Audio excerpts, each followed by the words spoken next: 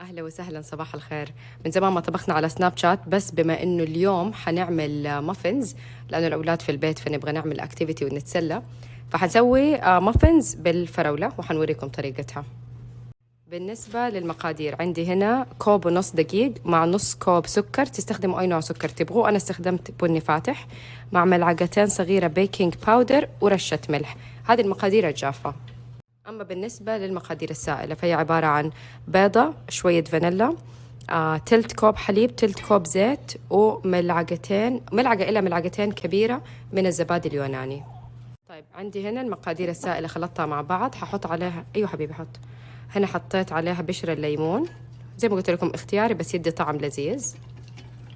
وبعد ما نخلطها مع بعض مرة كويس حنحطها على الدقيق.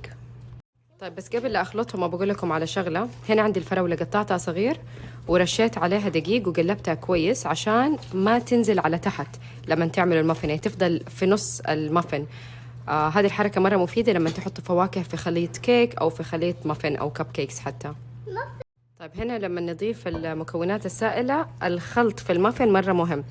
مره نخلط شويه، يلا ميكس. ما نخلط كتير، مرة شوية عشان احنا نبغاه يكون كده متكتل شوية، هو القوام حقه تقيل مو خفيف. شايفين خلطته؟ حضيف عليها الستروبريز واقلبهم كويس.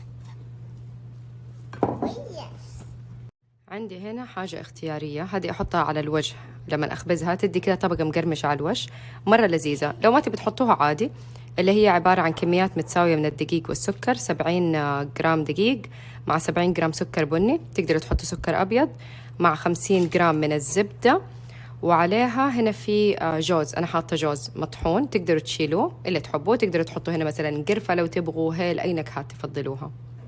طيب هذه حتعامل معاها زي ما بتعامل مع العجينة حقة التارت، حفركهم كده مع بعض.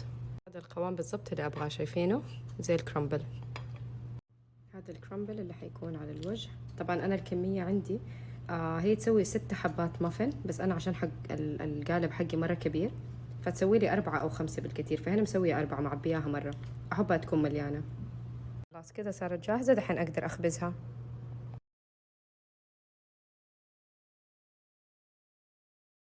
المافنز خلاص طلعت من الفرن، صارت جاهزة، شايفين كيف ارتفعت، والكرامبل اللي عملناه عليها حيديها قرمشة ونكهة مرة لذيذة.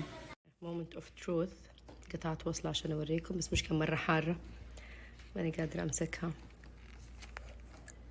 هذه طبعا الستروبري، الرطوبة جاية من الستروبريز، بس لذيذة والله.